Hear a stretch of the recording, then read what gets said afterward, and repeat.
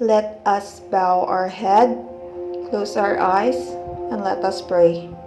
Dear God, bless us for this day, guide us in our study, and give us wisdom in every activity we do. Amen.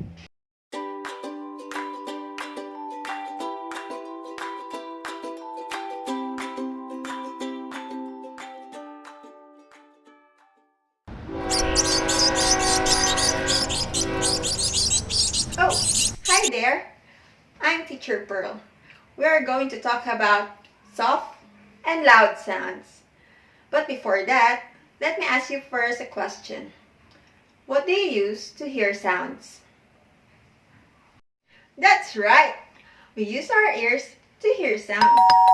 What sounds do you hear inside your house? Is it a soft sound or a loud sound? Now let's listen to the things that produce loud sounds.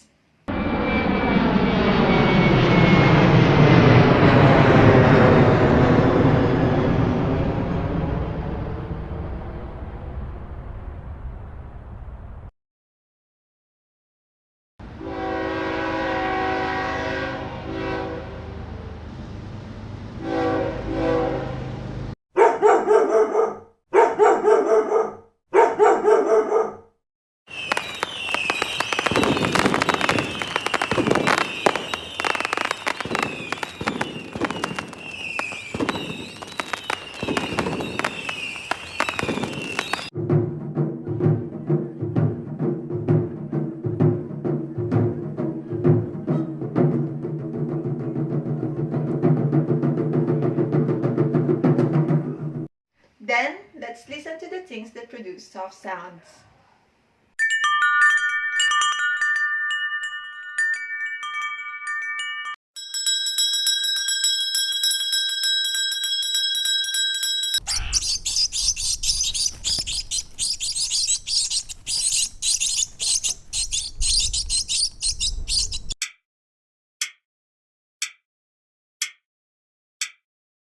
Again, these are the things that produce loud sounds.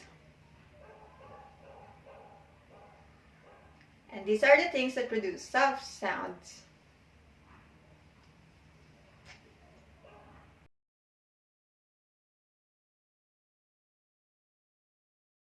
Now you learned about soft and loud sounds. We should always thank God for giving us ears to hear sounds, and we should always take good care of our ears and avoid too much sounds. Now let's have a short activity. Listen carefully to each sounds. Identify which is soft sound and which is loud sound. Which of these is soft sound? The beat of a drum? Or the sound of wind chimes?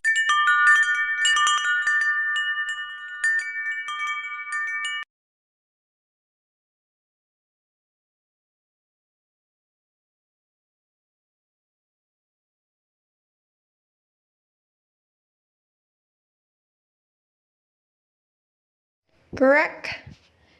It's the wind chimes. Which of these is a loud sound? A sound of a chirping bird? Or a sound of a barking dog?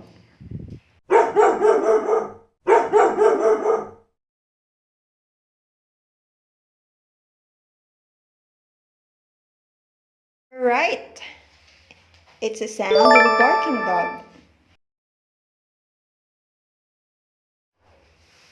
Which of these is a soft sound? A ringing bell?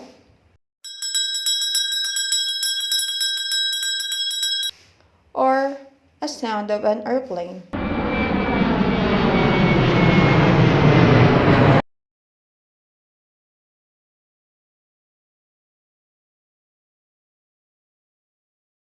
You're right.